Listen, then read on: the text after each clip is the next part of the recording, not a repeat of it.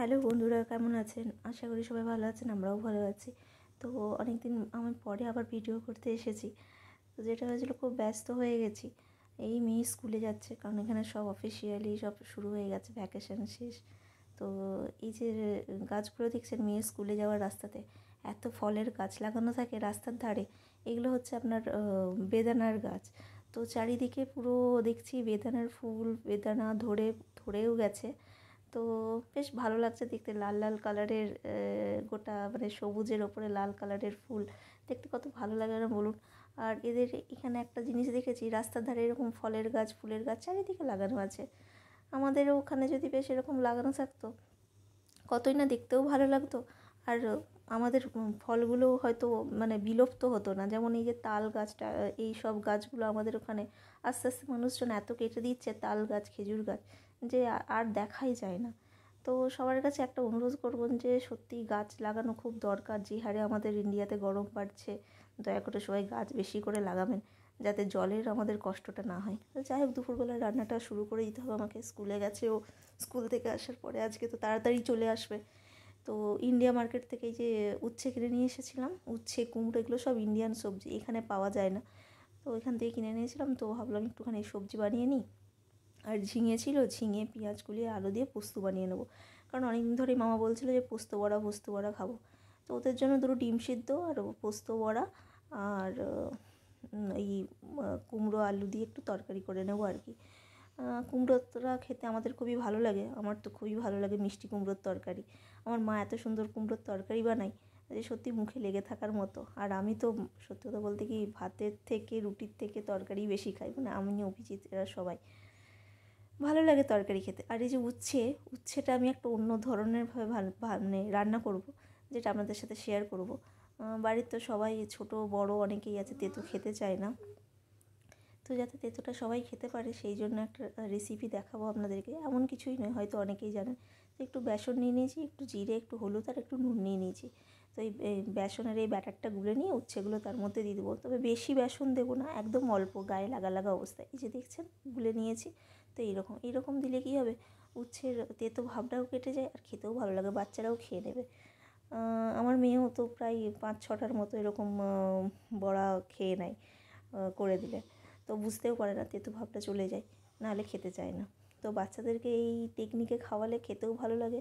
আর উচ্ছে যদি প্রচণ্ড তেতো লাগে, তো আপনারা এটা করে দেখবেন। এটা আমার দিদার রেসিপি, আমার দিদা এরকমভাবে করে খাইয়েছিল, তারপর থেকে আমার দেখে শেখা।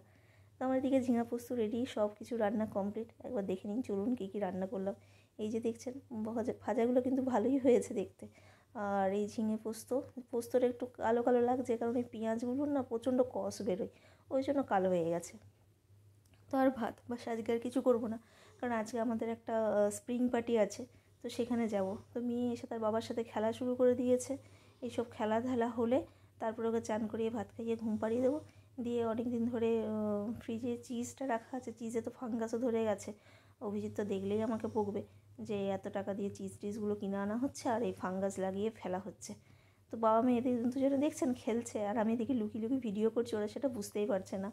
তো মেয়ে যেটা হচ্ছে, ওর বাবাকে দেখাচ্ছে ফ্রগ কেমন করে হাঁটে, কেমন করে ডাকে, এইসব ওদের স্কুলে দেখায় আর কি, মানে কোন অ্যানিম্যাল কীভাবে ডাকে, কেমনভাবে হাঁটে, এই সবগুলো দেখায়। তো ওই ফ্রগ ডান্স, ফ্রগ জাম্প, ওই সব শিখে এসছে, বন্ধুদের সাথে খেলে। তো সেটা ওর বাবাকে দিয়ে করাচ্ছে আর কি, ফ্রগ জাম্প। ভালো লাগে বেশ, দুজনে বেশ ভালোই মস্তি করে। আর আমি দূর থেকে দেখি, ভালো লাগে দেখতে বেশ। তো স্প্রিং পার্টি যাব, তো আমি একাই যাব হয়তো, কারণ অভিজিৎ যাবে না। দুজনেরই ইনভিটেশন আছে, কিন্তু বাচ্চা অ্যালাউ নেই। আমাদের এই ইয়ে থেকেই, মানে ব্যালকনি থেকেই দেখা যায় নিচের যে বিল্ডিংটাতে ওরা অ্যারেঞ্জ করে আর কি, ওই ইন্টারন্যাশনাল অফিসটাতে অ্যারেঞ্জ করে। তো মামার জন্য মনটা খারাপ লাগে, কারণ এরকম ওদের ছোটো ছোটো ইন্টারন্যাশনাল স্টুডেন্টদের জন্য ট্যুরের অ্যারেঞ্জমেন্ট করে, কিন্তু পাপাকে নিয়ে যেতে পারি না।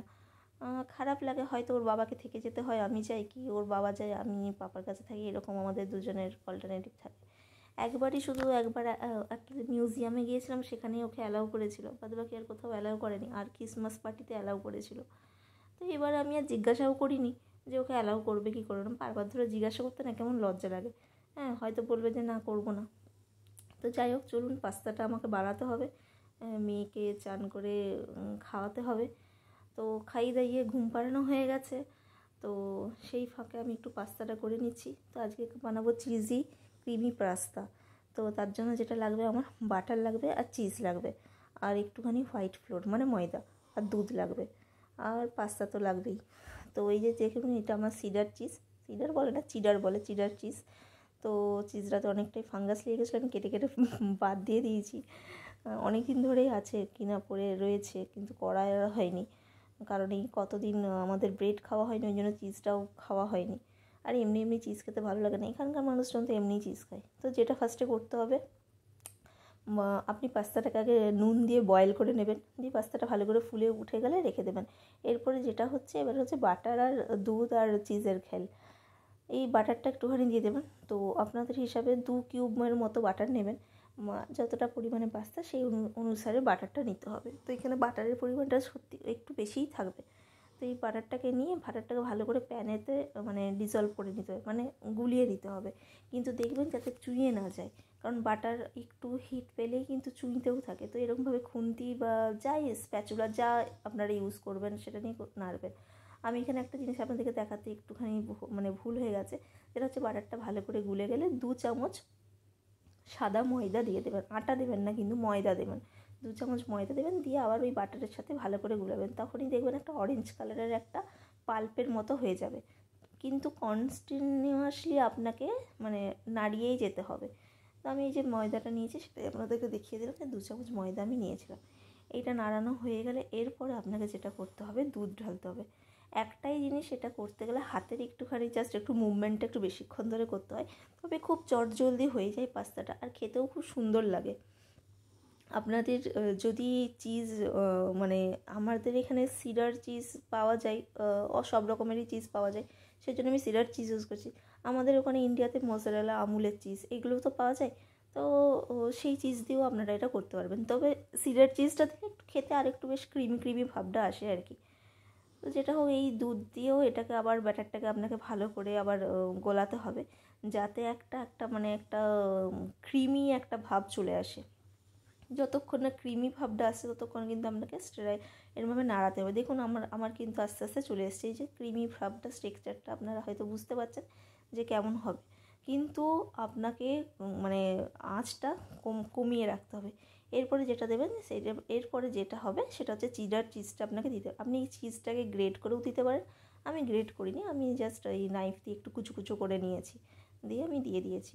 এরপরে এই চিডার চিজটা দিয়েও আপনাকে আবার নাড়িয়েই যেতে হবে, নাড়াতেই হবে, নাড়িয়ে একটা দেখবেন একটা অরেঞ্জিস একটা ভাব চলে আসবে, আর আরও একটুখানি ডোয়ের মতো বেঁধে যাবে। এবারে আমি যেহেতু আমি ভাবলাম যেটা আর পেঁয়াজ রসুন এইসবের করবো না, সেই জন্য, কারণ গ্যাস ট্যাস মোছা হয়ে গেছে, আমি ভাবলাম আর রসুন টসুন ঠেকাবো না, সেই জন্য আমি কিন্তু রসুনের অ্যাড করিনি। এই সময় কিন্তু আপনারা কুচনো রসুনও কিছু মানে ভালো করে চপ করতে হবে, তো সেই রসুনও আপনারা দিতে পারেন, তাহলে কিন্তু খেতে আরও সুন্দর লাগে। আমি দিইনি। আর যদি আপনাদের গার্লিক পাউডার থাকে তো গার্লিক পাউডার আপনারা অ্যাড করতে পারেন 1 স্পুন। আর এই যে দেখছেন ক্রিমি টেক্সচার হয়ে গেছে, এর ওপরে যেটা আমাকে আরও দিতে হবে, আমি কিন্তু গার্লিক পাউডারটা দিইনি, আপনারা যদি চান গার্লিক ফ্লেভার তাহলে অবশ্যই আপনারা রসুনের পাউডার দেবেন বা রসুন কুচি দেবেন। কুচি বলতে একদম মিহি করে কুচি দেবেন, বড় বড় কুচো করে দিয়ে দেবেন না, তাহলে মুখে বাজে লাগে খেতে। তো আমি যেটা দেবো, এরকম ক্রিমি হয়ে গেছে, এরপর আমি যেটা দেবো ব্ল্যাক পেপার দিয়ে দেবো। তো ব্ল্যাক পেপার তো সবারই বাড়িতে অ্যাভেলেবেল থাকে, গোলমরিচের গুঁড়ো, তো 1 চামচ গোলমরিচের গুঁড়ো দিয়ে দেবেন। আচ্ছা, আমি কিন্তু প্যাকেট থেকে দিই, এটা আমার আন্দাজ অনুযায়ী, অবশ্যই সবাই আন্দাজ অনুযায়ী এটা দেবেন। আর যেটা দেবো স্বাদ মতো একটু নুন দেবো। আমি অলরেডি পাস্তাটাকে আমি কিন্তু নুন দিয়েই বয়েল করেছি, ভালো ফুলে গেছে, তো সেই নুনটা আপনাদেরকে স্বাদ অনুসারে দিতে হবে। আর অলরেডি বাটারেও একটা নুন থাকে, তারপরে আপনার চিজের মধ্যে তো একটা নুন ফ্লেভার থাকে, তো সেই মানে অনুসারে মানে সেই রকম ভেবে আপনাকে স্বাদ মতো নুনটা দিতে হবে। আর এরপরে আপনি একটুখানি লঙ্কার গুঁড়ো দিতে পারেন, সেটা আপনার উপর ডিপেন্ড করছে, লঙ্কার গুঁড়োও দিতে পারেন কিংবা চিলি ফ্লেক্সও দিতে পারেন। আমার কাছে সেরকম লঙ্কার গুঁড়ো নেই, কাশ্মীরি লঙ্কার গুঁড়ো ছিল, তো সেটাই দিয়ে দিলাম, জাস্ট একটা কালারও আসবে আর খেতেও একটু হালকা হলেও একটা ফ্লেভার লাগবে, সেই জন্য দিয়ে দিলাম।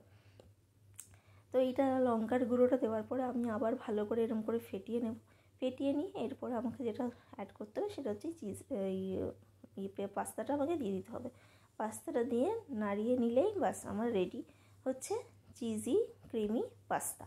ওকে, তো একদম ইজি প্রসেস, আপনারা বাড়িতে সবাই খেতে পারেন। এই ডিশটাই যদি বাইরে খেতে যাই, হ্যাঁ, আর তাহলে কত টাকা নেবে জানেন তো?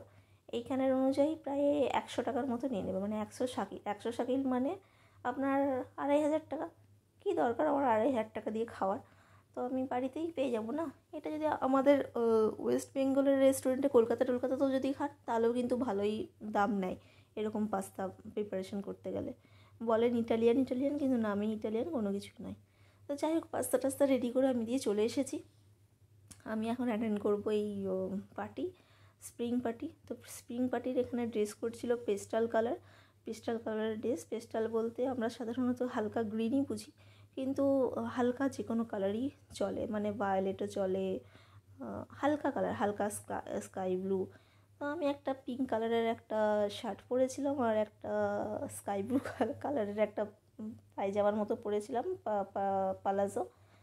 তো এইরকম টুকটাক সাজিয়েছে, খাবারের এরকম অর্গানাইজ করেছে, খাওয়ার দাওয়ার কিন্তু মোটামুটি এটা ঠিকঠাকই লাগে।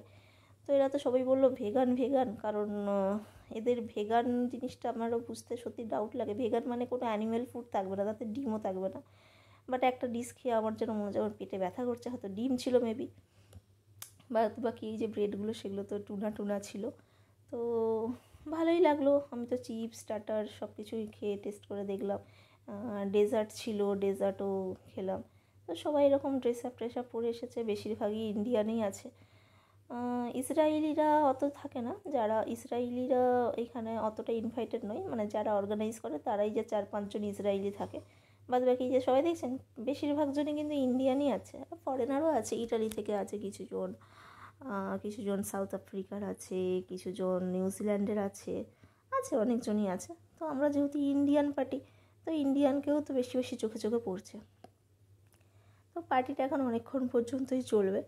তো আমি ভাবলাম বেশিক্ষণ থাকবো না, আর সবাই বাচ্চা তো, বাচ্চা বলতে আমারও হাইটটা ছোটোখাটো বাচ্চার মতোই।